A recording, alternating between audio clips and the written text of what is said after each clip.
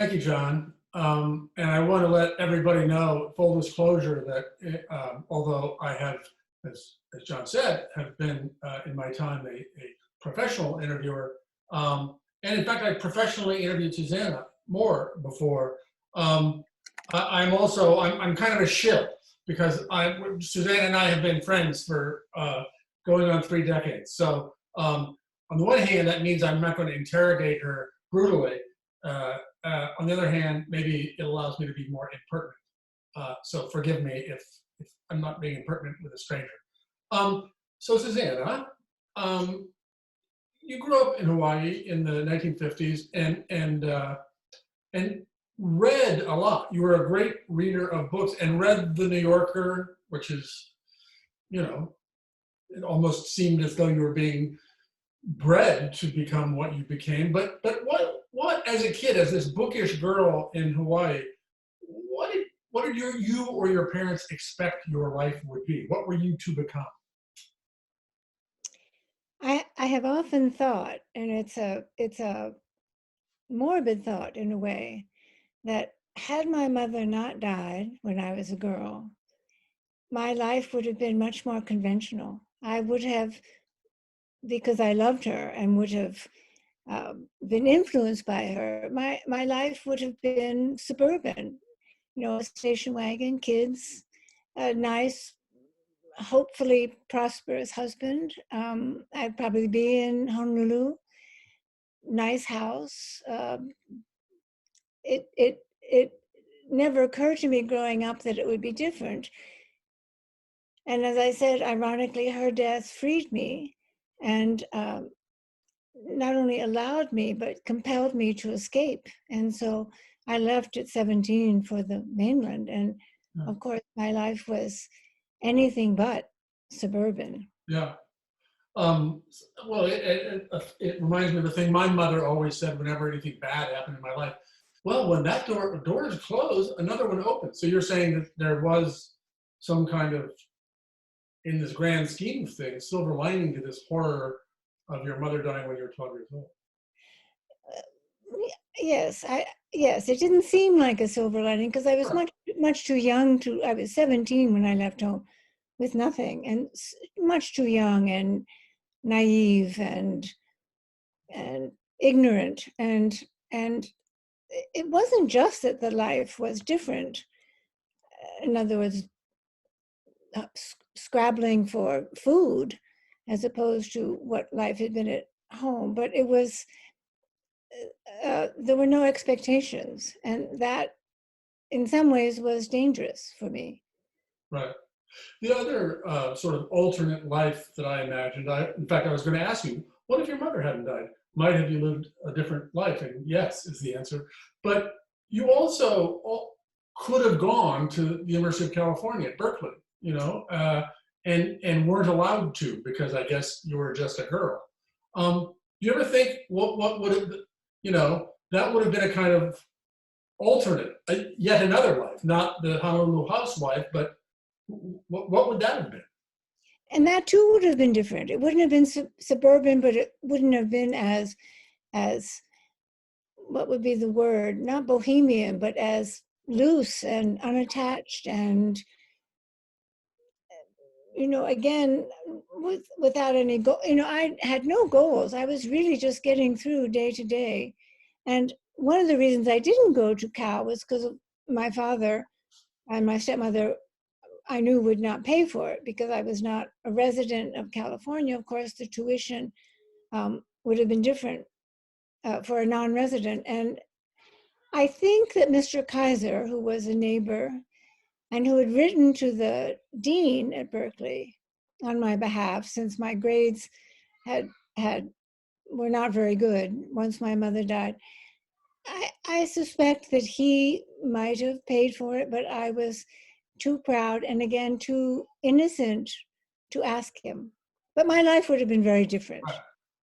And his wife became a great, kind of quasi-adoptive fairy godmother to you? Well, I was friendly with her son, and grew up with him. So I knew her when my mother was alive, But once my mother died and my father remarried, she was particularly interested in me and looked after me and fed my brothers and sisters. I mean, in secret, of course. I would sneak home food that her cook would prepare for us. Right. And this is the Kaiser aluminum fortune that you happen to be adopted by, essentially. Yes, yes. One of, you depended on the kindness of strangers, then and since. When you at a certain point you say in the story, I'm going to read one sentence. You say, "Without the means, both emotional and financial, to look after myself, I needed others to help me." For somebody, in retrospect, it looks like, well, you were a young woman building this interesting life on your own, but did it really feel that, as though you didn't have agency or an idea of what you would become or any of that? Well, remember, I hadn't been to college, so the idea of getting a job was the kind of job I wanted. I had a fantasy that I wanted to be a reporter, but Don't tell that story. That's a funny, sad story. about Mr. Walter Annenberg. Annenberg, yes. Mrs. Kaiser had called Mr. Annenberg, Walter Annenberg, who most of us know because he was later the ambassador to Great Britain, but at that time, he was the owner of the Philadelphia Inquirer, and I was then living with my grandmother in Philadelphia. Mrs. Kaiser told me, "Go in to see Mr. Annenberg. He's expecting you, and you'll get a job." So I went to see him, overdressed. How old? I was 17. And one of Mrs. Kaiser's extraordinary dresses, much too old for me. I can't imagine what he thought, except I don't think he thought very much. He was there. I was there because she had called him. And I said to him how I wanted to be a reporter and how the chance to work at the Inquirer was, would change my life, how thrilled I was. And he was rather bored. He looked at his watch and said, "Oh, come to the newspaper at Monday, you're hired." So I arrived Monday morning again in one of I remember in a lavender voile shirt waist with a skirt that, went in the 50s style, straight out from my waist with a lavender colored crinoline, Norel. Again, too much for a 17-year-old, but it's all that I had. And I showed up at the personnel office as he had told me to do, and I had been given the job of classified ad taker. And at that point, did you feel, what have I done? And my Horatio Alger ambitions are coming to naught? Oh no, I was mortified because I realized, what hubris I had had, how naive, how innocent, yes, but how ignorant. And really think that's, I would walk into Walter Annenberg's office at the Inquirer and be given a job as a reporter? Well, on the other hand, if the owner of the thing is seeing you, you don't think you're going to end up as a one classified ad? Classified ad, which was hard work, by the way. Did you do it? Kind of assembly line. You sat in a long row of women with these huge, bulky headphones on, and a huge, enormous, old-fashioned typewriter, and a trough in front of all of you with a moving rubber conveyor belt, and you took the ads over the phone, ripped them out of this cumbersome typewriter, and threw them in the trough. And so there was no pause except for lunch, and you just did that for 8 hours a day, and talking to strangers, and often heartbreaking. Right. So you were this tall, beautiful young woman abroad in America, and you started. You became a model, and you changed your name from Susan to Susanna because it was more glamorous or something. And that's, by the way, Miss Aluminum is the title of the book because one of your jobs was being Miss Aluminum. I guess because that was through the Kaisers who were. Yes, once again. Yeah. But did you think, okay, I can do this? People hire me, and then we'll talk about your acting career as well. But did you think like, oh, I'm going to use my beauty, and that's how I'll get along? Oh, no, never. Never. I wasn't, no. I didn't even, no. I didn't think about it in those terms. And for example, becoming a model, it's not that I set out to be a model. Someone came up to me and said, "Would you, you'd make a good model." Right.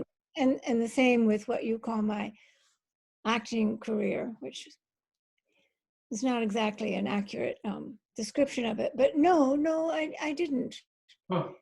You know, I'm not sure I really allowed myself to know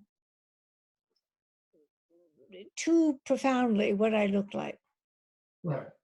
You were not the most beautiful girl in Honolulu, kind of. Well, how would I answer that? Of I course, don't know. Plenty of popular, beautiful girls know that they're beautiful. no, no. Okay. Of course, I was not. Okay. Uh, we'll have to check that out later. But so you did do modeling and got married and seemed to do some modeling as an excuse to get away from this random dude you married. And by the way, and he was the first person you slept with, right? Yeah. And then you married. Well, yeah. I mean, don't the two go together? I They mean, do. They isn't that do. what you're And supposed to we'll do? get back to that. But so you were one of the you were this newlywed but earning a living doing modeling and this fashion designer of the time who people have barely heard of today. He still has a brand. There are still wedding dresses in his brand name, but he was a big deal. He was Jacqueline Kennedy's designer. He was a huge wardrobe designer in Hollywood. Oleg Cassini. He figures prominently in this story. Talk about him. Well, he was one of the people who first said, "Would you model? Would you model for me?" And one of the first things I did was to model his clothes. I and Marissa Berenson were on the Johnny Carson show with Oleg, um, showing some of the dresses from his latest collection. When the Johnny Carson show was in New York still.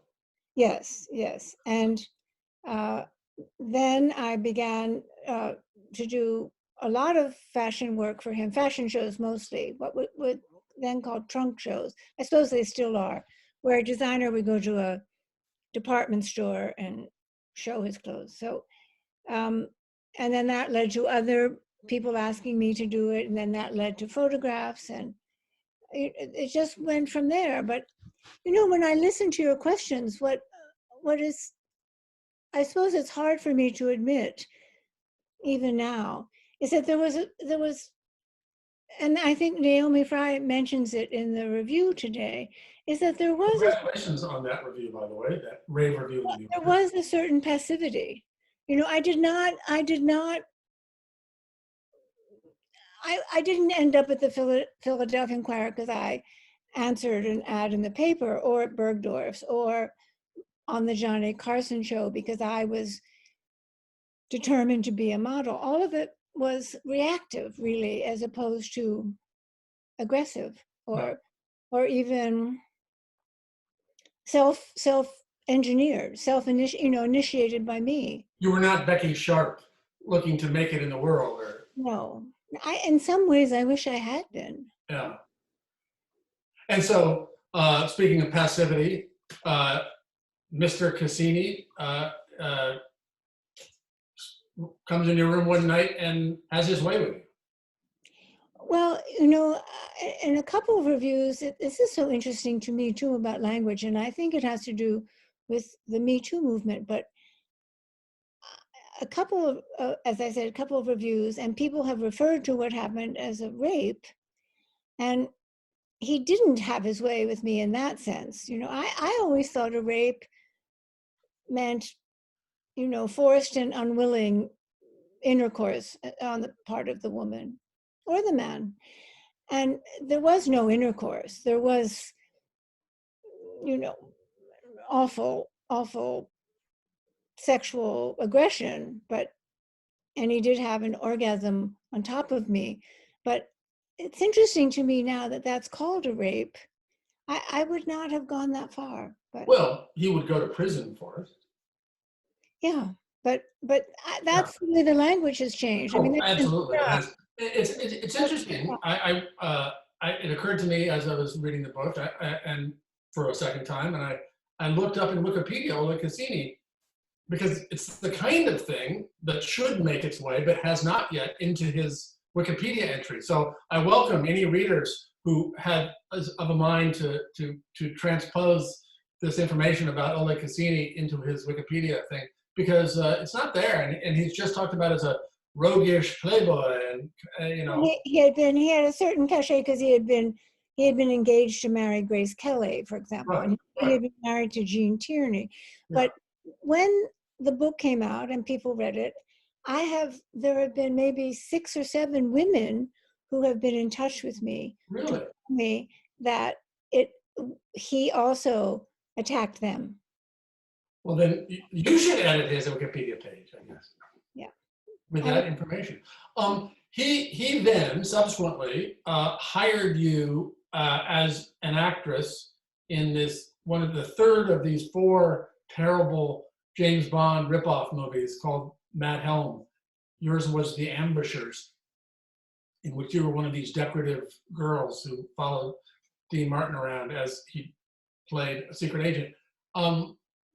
Was that so? So when you got this job, you're in a big Hollywood movie. You're filming in Acapulco. Did you feel like, okay, this is my big break, or just like, I'm just going with the flow? Well, it was very clear once first of all, I was hired by Oleg, who, uh, I had never told anyone about what had happened in the hotel room, not even my husband. Never confronted him, but also never really spoke to him again, although he did hire me to be one of these. There were 10 slave girls who were Dean Martin's bodyguards. I mean, it's preposterous. It was right away that told me what a silly movie it was, a kind of lazy pastiche of James Bond, which was already a parody. So uh, I was under no illusion that I was working on something of worth. And in fact, I was quite bewildered that other people didn't see it that way. Other people, especially the leads, not Dean Martin, oddly enough, who was bored out of his mind and lazy, but that no one rolled their eyes, or no one seemed embarrassed. And so I quickly learned not to roll my eyes either, to take it, accept it for what it was. We were And you making. say you say in the book, I was appallingly bad, and Yeah. so but you realized at the time, as many, what were you, 22-year-olds wouldn't, that like, this is not for me. I'm a terrible actress. I got to find something else to do. I didn't hear what you said. It broke up. No, I'm saying, you really knew you were no good at this and shouldn't try to pursue it? I never even ever really thought I was a good model because I was a little self-conscious. Not because I thought I was too good for it, or, that I should be a reporter instead of a fashion model. I just was awkward and not, some people have it, the great models. And I just knew very early I didn't. I was a little shy, a little awkward. Yeah. And that same quality or lack of quality was evident the minute.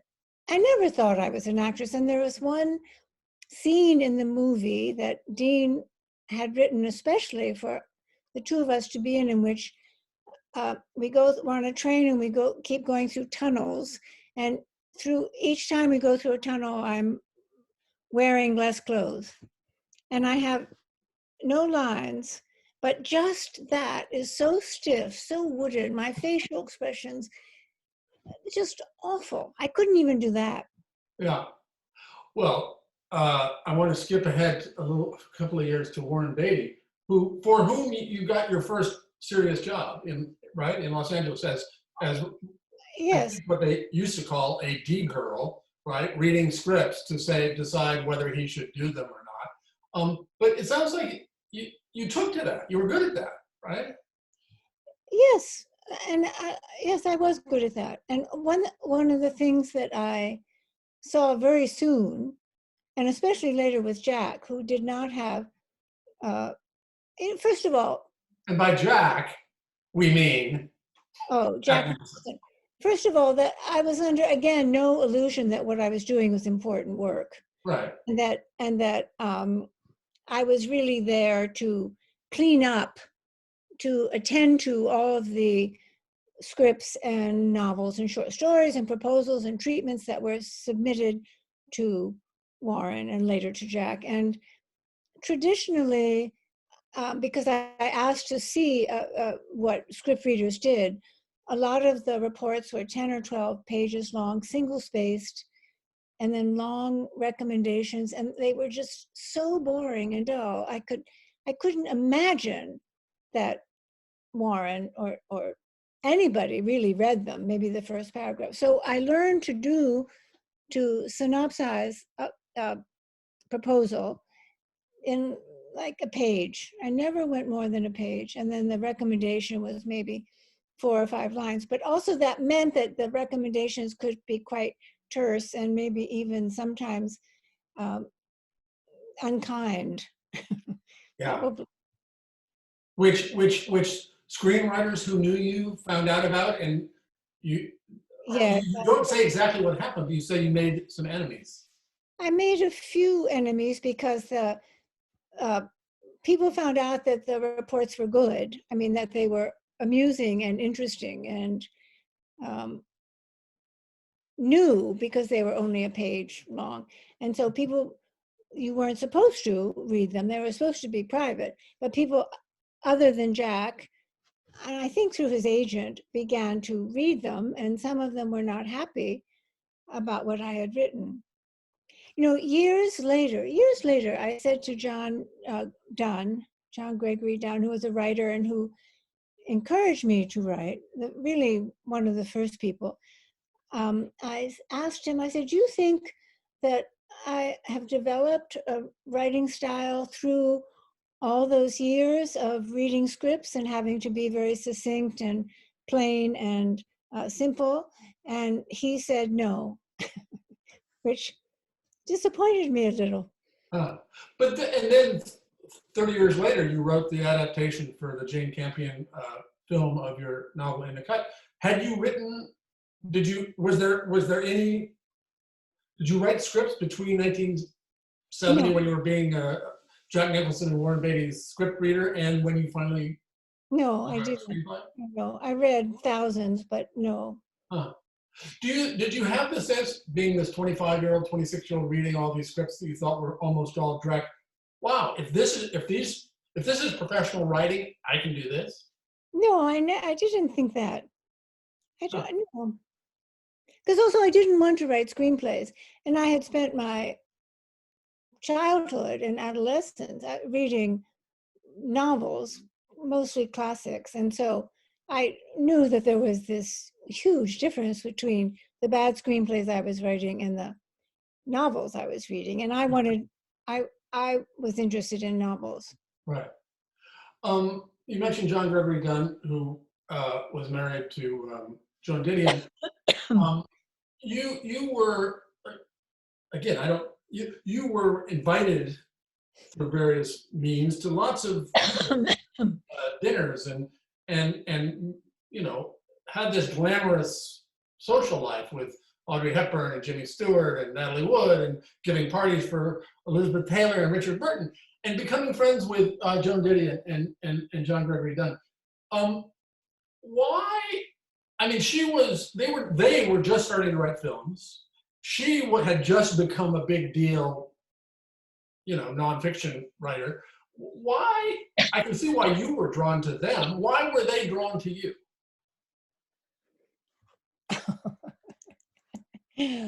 How to answer that? I can't say they ever told me why. I think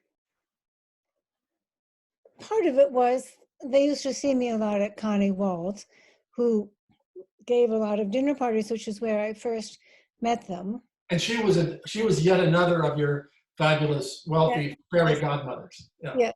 And uh, he made me laugh, and I think I amused him. It didn't. It's hard to tell always with Joan, what she was thinking. Yeah. But she didn't object to me. I knew that. Yeah. Then, in the beginning of our relationship, they were going to Hawaii, and they asked me to stay in their house in Hollywood, and that's really when we had a real friendship that came from that, as opposed to, being a pleasant dinner companion. Right. There's a thing you say, I mean, here you are in Los Angeles, a young person in 1967, 68, 69, 70, and you say, I was removed from the general air of youthful rebellion and had a mistrust of hippie philosophy. And you explain plausibly and persuasively why that was so. I wondered if that was part of why you took to Joan and she to you, because obviously, given her writing about the countercultural moment, she was skeptical as well. Yes, it may have been, and also, uh, I think she liked that she was obsessed with Hawaii, and they were all through their life together and went there every year, maybe more than once. And so I think she liked that connection, that I was from Hawaii. And I think, I didn't ask too much of her. I didn't fawn on her, or I knew instinctively to just, um, and she was already becoming famous and was already the mysterious Joan Didion that she always was. Right. I knew not to be a fan. I just knew, although I knew not to take that position. Interesting. There's so much. I don't mean that I was critical or that I was um, aloof. But you weren't sycophantic. I wasn't sycophantic. Yeah. You meet the man of your dreams. Sounds like really a love at first sight situation. A guy who was a big successful production I designer. have no idea what I was just thinking when you said that. Who is he going to say? There could be a number of people. You mean yes, exactly. No, I think no. You're earnestly romantic about. He seemed like the person you've been waiting for. Richard Silbert, who was very successful designer of movies and designed essentially, it sounds like, all of Mike Nichols' films and many others. When you moved in with him in 1970, his friend Roman Polanski had also moved in with him because his wife had just been murdered by Charles Manson. A lot of this book of the time in Los Angeles made me think of the Tarantino film, Once Upon a Time in Hollywood. And here's Roman Polanski in it. I assume you saw that film?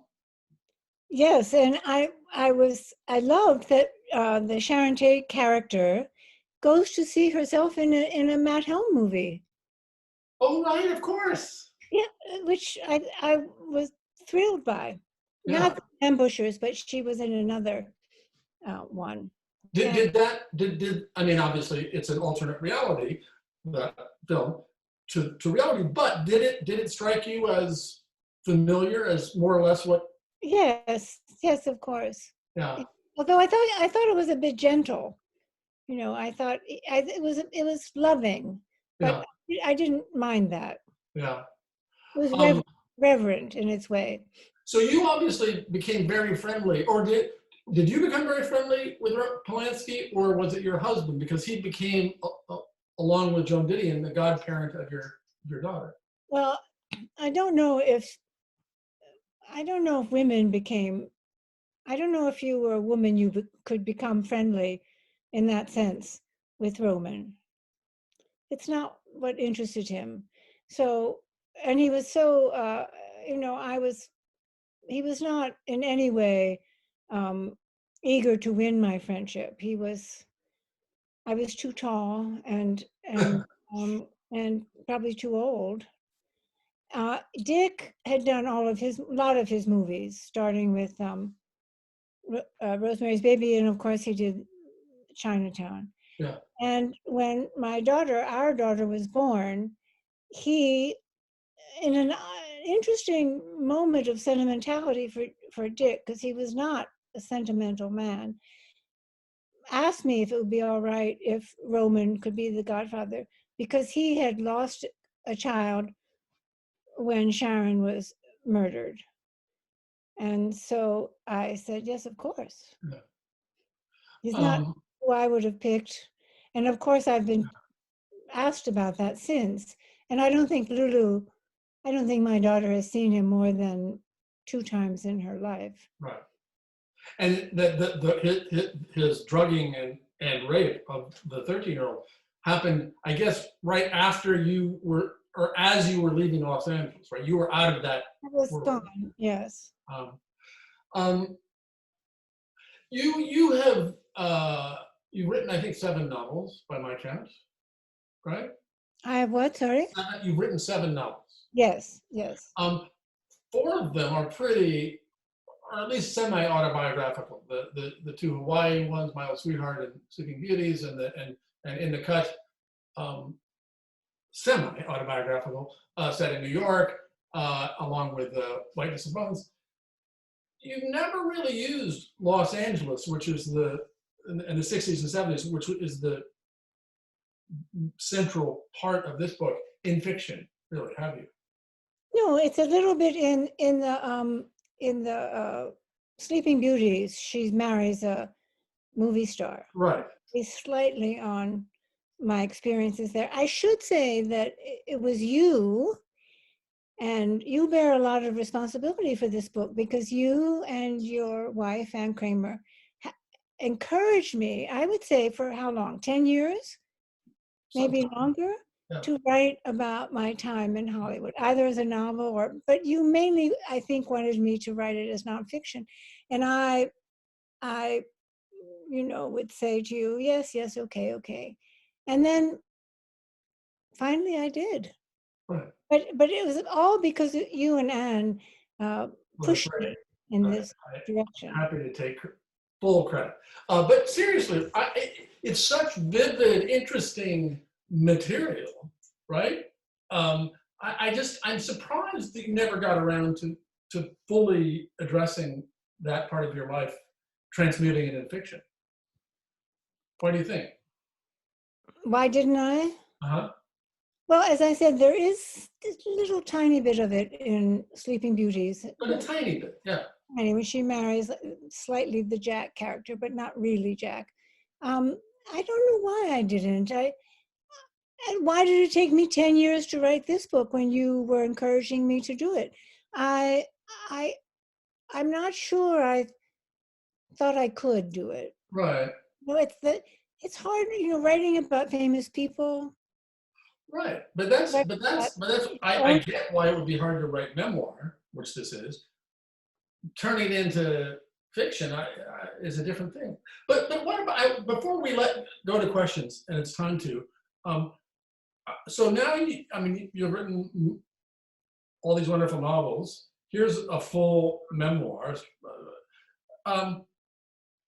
When I started writing novels, I found, even though they weren't about my life in any direct way, certainly as direct as yours have been, I found the sense of nakedness really, wow. If anybody reads this, they're seeing inside my brain, right? They're reading my mind and my inner weaknesses and everything. How do you feel about that in fiction versus memoir? I mean, does this feel more exposing or less than your fiction to you? Oh, much more exposing. Because in fiction, you can always deny it. Yeah. One of the problems with one of the things I experienced, which was unpleasant after In the Cut, was that everybody assumed that it was autobiographical. And because it's violent and erotic and nasty in places, it was hard to hear that, especially because it was not autobiographical. It just wasn't, but no one believed me, Right. especially because the first 3 books had been very autobiographical, the Hawaiian books. Well, So it's, you had a police officer boyfriend. yes, but that doesn't mean that I was the I'm character. just saying, if one were looking for connect the dots, one could find them. I don't think I shouldn't that, say police officer, it was a detective. He would take, yes, yes, he would be offended by that. No, I think that people who assumed it was autobiographical didn't necessarily know that I had. right. No, still today, people think it's autobiographical. Um, And I which learned which that nothing. we won't make a spoiler and tell the ending, but how could it be? But anyway, I mean, and I don't even demur anymore. I just say that, I just say no, it's not yeah. autobiographical. But I don't. Well, this ends. This wonderful book ends as you're taking your newborn, not newborn, but baby, away from this marriage and away from Los Angeles. And I don't know if you're inclined to write any more memoir, but I can see why people, readers, publishers, whomever, would want a sequel to the full, the woman in full that you became. But anyway, is that there's our prospect of that? No, No. no sequel. I mean, one reason would be because I would have to. When I was writing this book, I didn't ever really intend to, in the beginning, write too much about my childhood, because I felt I already had in the novels. Right. But I realized as I was writing it that some of my decisions and behavior um, that were inexplicable if you didn't know what I had come from, and that in a way I needed to include my past to justify my present. Yeah. And in a sequel, I wouldn't want to go, and you would write a sequel assuming that people had not read the first book. You couldn't; it would be too presumptuous.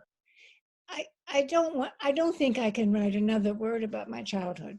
Well, it's interesting because you do return to it a lot, and your mother's death and all of that in this, which surprised me. But hearing just that kind of practical explanation for why you needed to explain who this character was. So much about writing, and I try to tell my students, is solving problems. Yeah. It's people think it's inspiration or the muse just descends and sits on the edge of your desk. It's really about, I have this, I'm here, I want to get there. How do I do it? Yeah. How can I do it? No.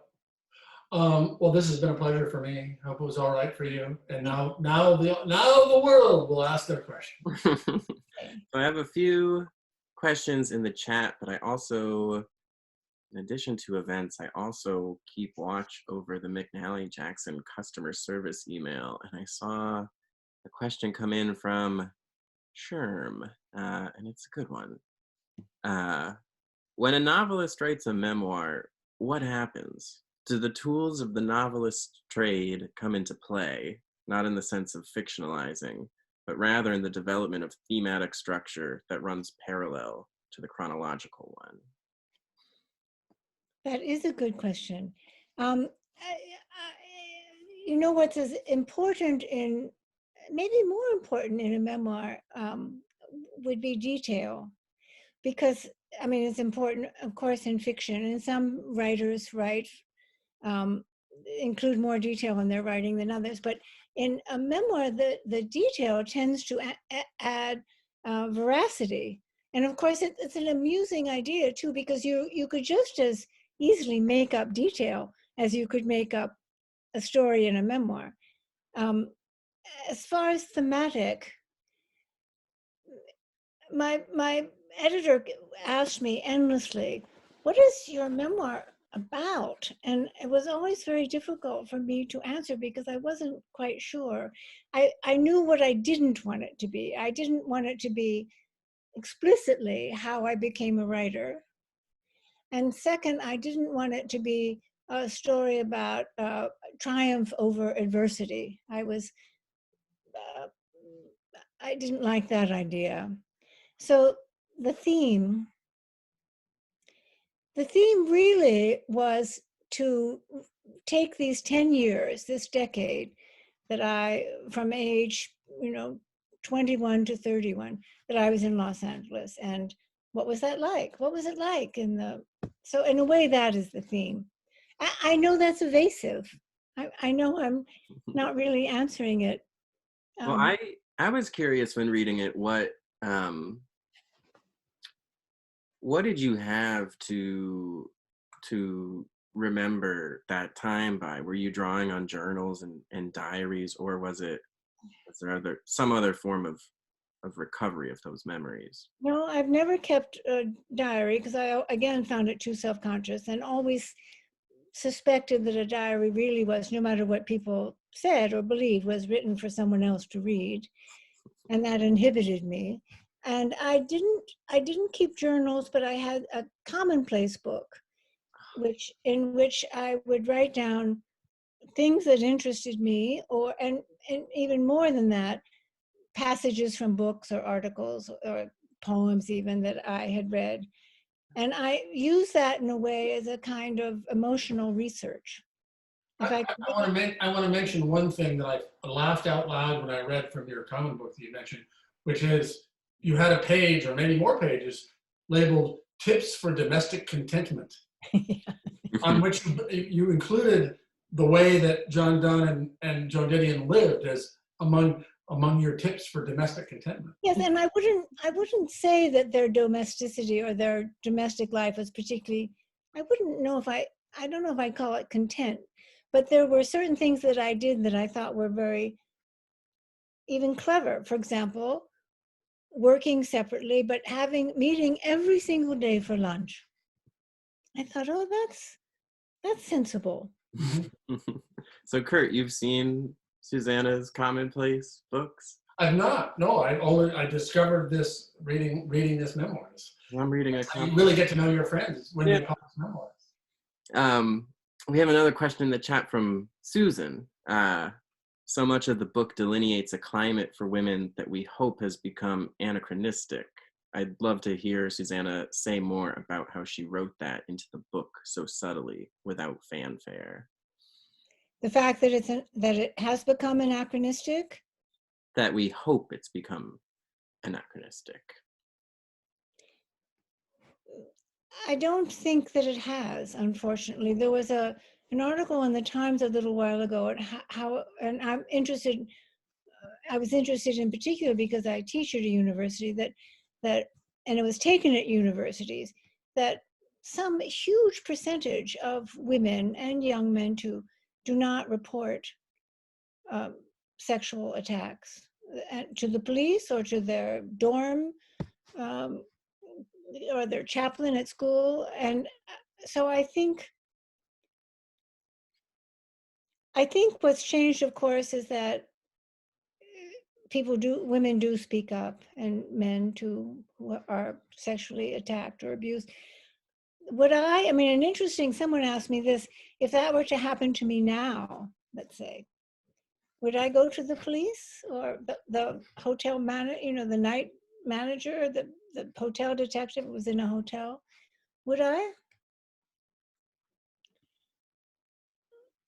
Yes, I think I would. But I notice I say think. I hope I would. Yes, I would. And I think we have time for one more question from Brian.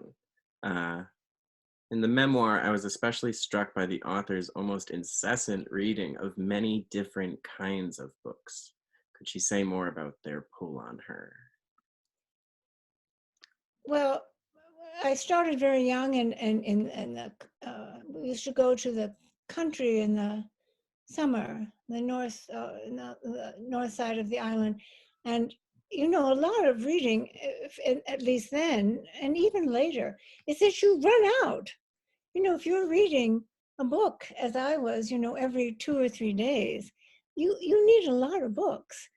So I can't claim that it was any intellectual predilection or specific pursuit. I would stick to a category. In other words, I would read all of Tolstoy or all of Russian novels, or I did limit it to that. But again, a lot of it was just that I was so omnivorous that it spilled over into all sorts of, and I read what I could. You know, if I was reading Ovid, it was because I found it in my father's library and thought it was very, very sexy. There is one last thing I'd like to try if we can. I have all of the photos, all of the beautiful photos from this book, and I was wondering if you had any one in particular that you wanted us to. No, I can't. You, because they're all quite different. You know, you pick one. You pick the one you. I'll pick one of my favorites. Let's see. Okay. We'll go out on. Always surprised what people pick. Like the passage, the passage you picked to read, I would never, ever, if someone had said, what do you think John will read? I would never have thought of that. Let's see. Can everybody see? That was because I lived in Chicago and worked in Chicago. I did a lot of work for Playboy, editorial, not naked, not Playmates, but because they needed models for their articles and so I am wearing a plastic dress with stars placed strategically, but that was for Playboy magazine.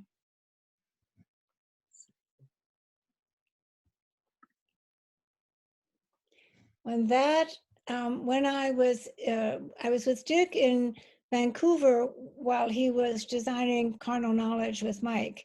And I get through John and Joan, who perversely, I have no idea what they were thinking of, said to Otto Preminger, who was making a film in New York called Such Good Friends, you should consider using Susanna. I mean, so they, Otto Preminger asked Mike if he would do a screen test of me. And of course it was just awful. Needless to say, I did not get the part. And I was really sort of astonished. And I'm sure Mike was astonished at how bad I was. You know, I'm sure he saw it right away. That was a photograph that was in Vogue and taken in Mexico.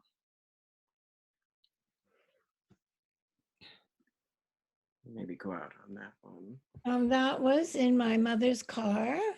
She had a very beautiful navy blue Chevrolet convertible.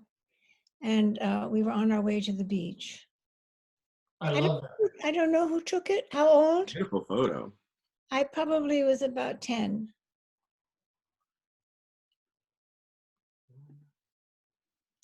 That was a picture taken by the newspaper was doing an article on the young ladies of Honolulu, young. I don't know what to call it. And I was 13. My mother had died, and you know, when I looked at it recently too, I'm wearing gloves. I'm wearing white gloves. I suppose that was my first modeling job. That was taken by a wonderful photographer called Victor Skrebneski, who I saw just died in Chicago. I think it was for the newspaper or for a magazine. I'm not sure. I don't remember. I do remember him saying to me, stretch your neck longer. And I did it as far as I could. And he was quite a diva himself. Longer, it's not long enough. There is this long neck. I don't know how I did it. That is on my honeymoon with Dick on the island of Idra in Greece, where there are no cars, and going through the town on the back of a donkey. I was very young, you know, 20 3 or 4 maybe. Well, I think that might be all we Is that have it? time for, but I'm so glad we were able to do this. Oh, wonderful. Thank you. And thank you, Kurt. Yes, Oh, thank you, Kurt. Very, very good interviewer. And you didn't ask me any of the frightening questions I thought you might actually ask me. yeah. Well, we're gonna have a pay-per-view later where I ask you all the friends. Oh, And my that starts at 9. Yeah, thank you everybody for joining us. Thank you, Kurt, again, and thank you, Susanna. Congratulations. And I hope you can pick up a copy from us, and I hope you'll come see us when we reopen one Yeah. day. Of course. And in the meantime, be well, everybody. Thank you, John. Thank you.